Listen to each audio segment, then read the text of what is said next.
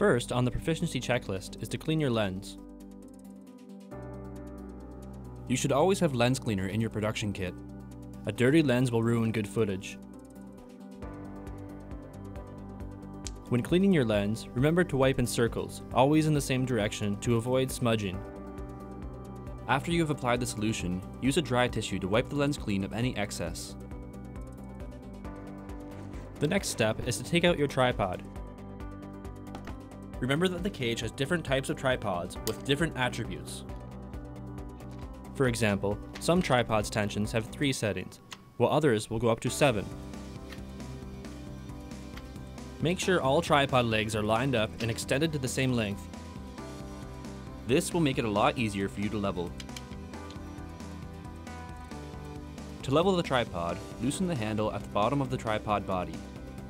The bubble at the back should sit right inside the circle. This ensures that you have a nice leveled picture. It would also be a good idea to set the locks and tensions when leveling. The tension should be at 3 or 7 depending on the head that you have been given.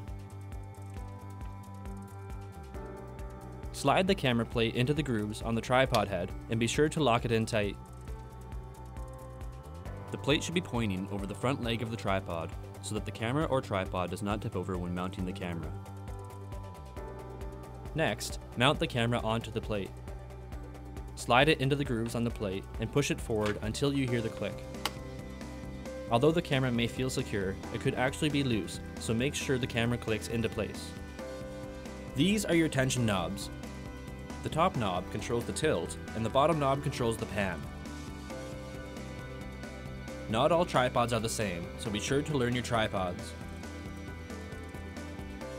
Mount your battery on the back of the camera by fitting the 3 brass knobs on the battery into the holes on the back of the camera. Loosen the locking nut on the side of the head and slide the camera and plate along the head so the camera is balanced on the tripod. This will help you control the camera during tilts and pans. Tighten the camera once you have achieved good balance. Power up the camera and check the life of the battery. You can find the battery life on the side of the battery or on the bottom right side of the screen in the viewfinder. Press the eject button under the handle on the top of the camera to open the tape slot. Make sure the tab on the tape is closed so it can record. The tape must be put in the correct way. If not, you could damage the camera or ruin the tape. Switch the camera to bars and record for 10 seconds. This will help you to know where the start of your footage is. Next, plug the mic and XLR cable into channel 1 on the back of the camera. There is a switch above the input with 3 positions: line, mic, and 48V. The line input is used for amplified sources like an external mixer. This position does not amplify the signal coming in. If a mic is plugged in while the switch is set to the line position, you will not get any levels from the mic. The mic position on the switch is for microphones that are plugged straight into the camera. Because a microphone does not have volume control and the signal needs to be boosted, this input will amplify the mic signal so you can get a proper audio level. If you plug an amplified signal like a mixer into the camera with the switch in this position, it will amplify it again and your audio will become distorted and unusable. The 48V position is for microphones that need power to work. Open up the small door on the side of the camera and designate your audio to the proper channels. Switch the audio to channel 1 so your microphone will be activated. Make sure your audio is set to manual. Auto will try to boost the audio when there is silence, creating the hiss and unwanted sounds. Set the audio level so that your normal talking voice is in the -20 range on the VU meter, located on the side of the camera and in the viewfinder. This will guarantee crisp, clean audio. The filter wheel is found on the front of the camera above the lens. The wheel has 4 filters which control the amount of light coming into the camera. Each of these filters are used for different lighting situations. Filter 1 is used for indoor incandescent or halogen lighting, which have a color temperature of 3000 to 3200 Kelvin. Filter 3 is used for outdoor lighting when the sky is dull or overcast. Filters 2 and 4 are also outdoor filters, but have neutral density filters to block out some of the light from coming into the camera. Bright and sunny days will require filter 2 or 4, depending on the intensity of the sun, or if there is snow reflecting the light.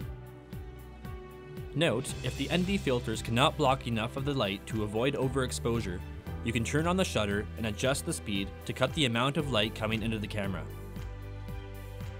Next is the white balance. For this, we'll use a white card. White is the sum of all colors, additive color theory, in respect to light. When you white balance, the camera looks at the white and balances out the red, green, and blue chips in the camera to give you a proper color in the lighting situation you are shooting in. There are two positions on the white balance switch, A or B. This will allow you to store an alternative balance if you wish. The third position, preset, is determined by the operator in the menus and can be set to 32K incandescent or 56K daylight. Unless you know what the preset is set to, you should not use it. The white balance button is found at the front of the camera under the lens. When you white balance, the iris has to be set to auto, then zoom in on your white card. Throw your camera out of focus and begin the white balance. Each frame of video is given a time code, which is measured in hours, minutes, seconds, and frames.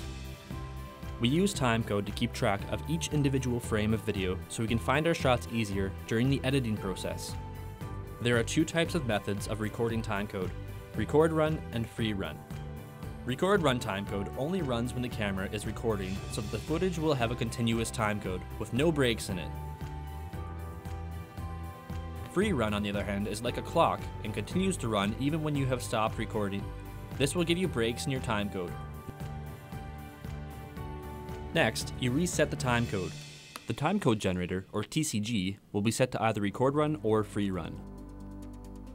Change the TCG setting by going to Set. Use the Shift up and down buttons to set your timecode to 1 hour. Gain is going to raise the light in your pictures. However, gain does this artificially, and that means it will add distortion and a grain-like texture to the picture. Gain has 3 settings: high, medium, and low. The 2x extender allows you to zoom in, doubling the capability of the camera. The brightness is affected by the extender. The switch beside the white balance can adjust the shutter speed. Shutter is used to control the amount of light coming into the camera and the motion in your shot. The higher the shutter speed, the less light will be let into the camera. Also in the shutter menu is the Synchro Scan. Synchro Scan will allow you to shoot older VGA computer monitors and older television screens without seeing the refresh or scan lines which normally appear. Gain, 2x extender, and shutter. All 3 affect the light coming into the camera in one way or another. When any one of them is turned on, an orange light will be visible on the bottom left corner of the viewfinder. This serves as both a warning and a reminder that one of the 3 is activated and may need to be turned off. On the eyepiece of the viewfinder is a ring called the diopter. If you wear glasses or have weak vision, you can adjust this ring to your vision for better viewing. It's best to set this while your camera is on test bars. Before you shoot, change your zoom motor to manual. Using the zoom motor wastes valuable battery power. Only turn it on when you actually need to use the zoom in a shot. Confirming your focus can be done manually. Zoom in, focus on the subject's eyes and nose area. The detail in the iris will help you to determine the sharpness of your picture. Next, pull out to a wide shot. Your wide shot should also be in sharp focus. This is confirming focus, and now, when you zoom in, everything should remain sharp and clear. The camera has a zebra function that shows you how much light is coming into your camera. These are diagonal lines that appear in your viewfinder only. The switch to turn the zebras off and on is at the front of the viewfinder. Your zebra should be set at 70% in your camera. Use the iris to set the zebras properly. The iris will control the light and where the zebras are shown. When you are focused on the nose and eyes of your subject and they are properly lit, adjust your iris ring so that all zebras disappear from your shot. Now, to set proper video levels, open your iris slowly so that the zebras reappear on the cheekbones and the bridge of the nose. We do this because these parts should be pointed directly at the light source. Now you can record your subject for 10 seconds. Also, record bars again for 10 seconds. When you tear your camera down, make sure you have closed your iris, zoomed out all the way, and set your focus to infinity. Set the camera to bars and turn the power off.